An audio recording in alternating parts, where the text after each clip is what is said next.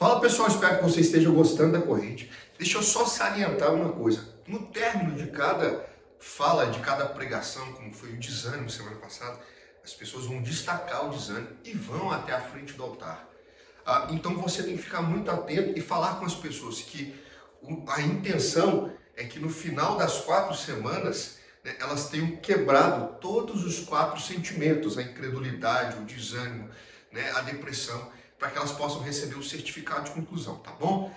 Hoje a gente vai falar um pouquinho sobre incredulidade. Incredulidade não é só a ausência de Deus. Incredulidade é quando a dúvida permeia o coração. E quando a dúvida permeia o coração, ela tira a direção da nossa vida.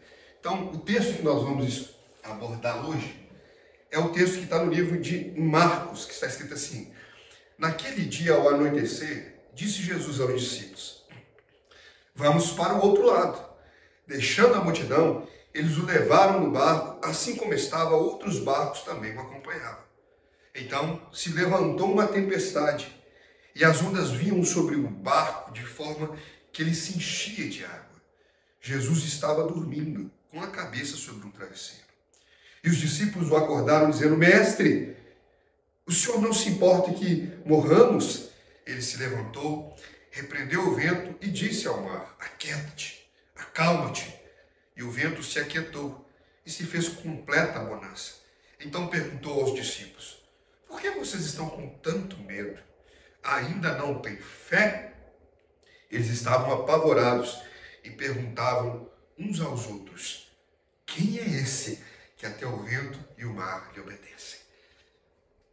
Pessoal, nós estamos aqui com a corrente Quebrando o Espírito do Meio, nesse segundo elo, que nós vamos falar um pouquinho sobre incredulidade.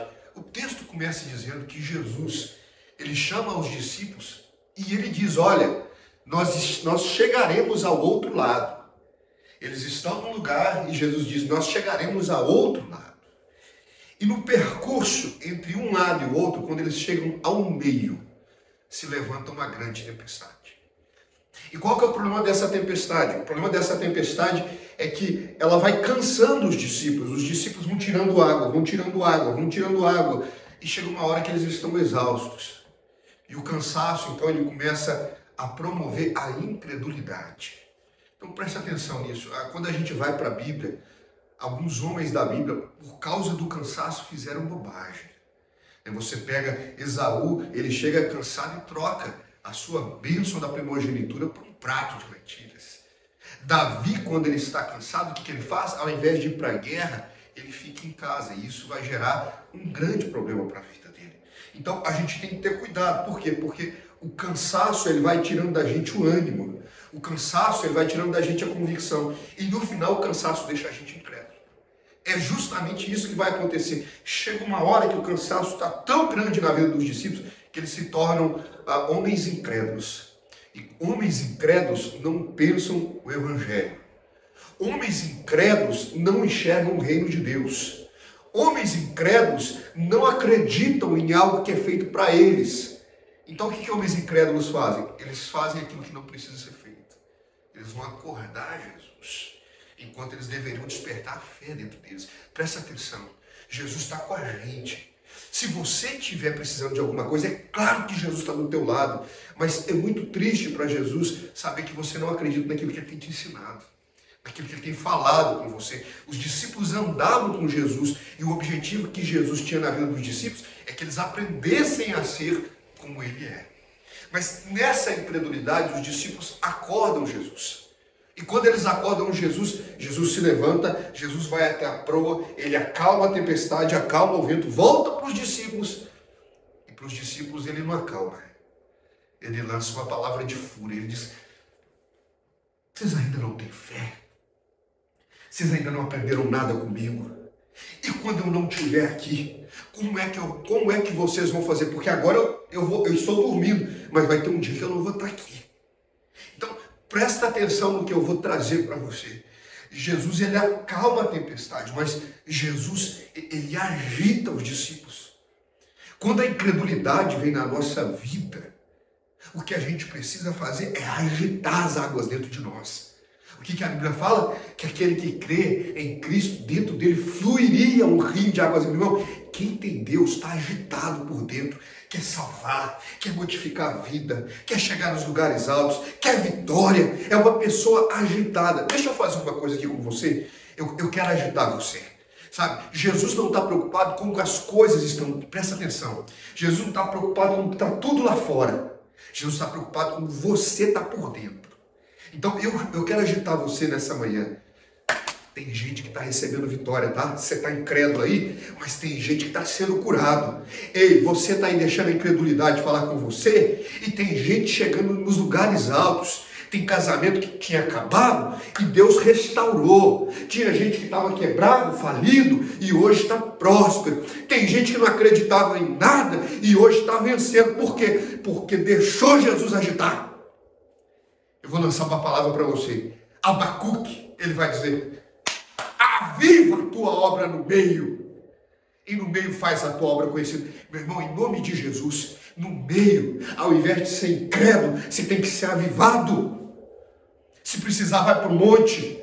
Se precisar, vai para o altar. Se precisar, chora. Se precisar, pede ajuda, meu irmão. Mas deixa Deus te agitar no meio. Porque se Deus não te agitar no meio, você morre. A tempestade fala mais alto. E aí sabe o que vai acontecer? Quando a tempestade acaba, e guarda isso no seu coração, a tempestade se levanta no meio. Quando a tempestade se acalma, e eles chegam do outro lado, a Bíblia diz que eles vão se encontrar com um espírito de uma legião. Você entendeu quem estava no meio? Quem produziu aquela tempestade?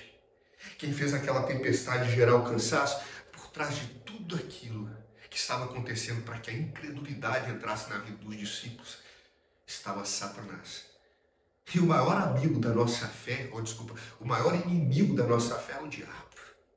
É o diabo que quer que você duvide que Deus pode fazer coisas que só Ele pode fazer. Ele disse: se creres em mim, tudo será possível. Então, quando Jesus chega do outro lado, o diabo vem e fala assim: o que você veio me atormentar? Coloca uma coisa no seu coração. Se você não atormentar o diabo, ele vai te atormentar. Então, eu prefiro ser um atormentador do diabo com a minha fé, do que ser atormentado pelo diabo pela minha ausência de fé. Ainda que você não creia no diabo, ele vai tentar te paralisar. Ele vai tentar te parar no meio. E se você tiver fé, meu irmão, você vai ver tempestade cessar. Você vai ver mar se acalmar. Você vai ver milagre acontecer. O que estava atrapalhando os discípulos no meio é o que vai confessar a derrota no fim. Você está entendendo?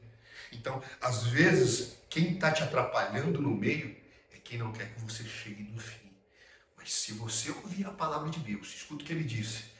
Ele disse: passemos para o outro lado. Qual que é o problema da incredulidade, irmão? O problema da incredulidade é que quando a gente chega no meio, parece que a gente esquece tudo que Jesus falou no fim, no início. Né? Você lembra no início? No início Jesus falou: vamos passar para o outro lado. Ele não falou: vamos parar no meio. Vamos deixar a tempestade matar a gente. Quantas coisas você prometeu para você no início do ano? Você prometeu que esse ano seria diferente. Que você compraria a sua casa. Que você teria um ministério poderoso. Que você oraria mais, que você seria alguém da fé. Chegou no meio, você está incrédulo? O que está acontecendo com você? Escuta o que eu estou te dizendo, meu irmão. Tem algo espiritual acontecendo. Então, no meio, a gente não pode deixar a incredulidade alcançar a gente. No meio, a gente tem que lembrar que sem fé é impossível agradar a Deus. Então, olha para o início. Perceba que você está no meio, mas profetiza para o fim. Eu vou chegar do outro lado. E tudo que Deus prometeu que eu viveria, eu vou viver. A tempestade não vai te matar. Se precisar, a tempestade te ensina a andar sobre as águas. Que Deus te abençoe e até o próximo Quebrando a Maldição do Meio. A incredulidade não faz parte de você. Deus abençoe.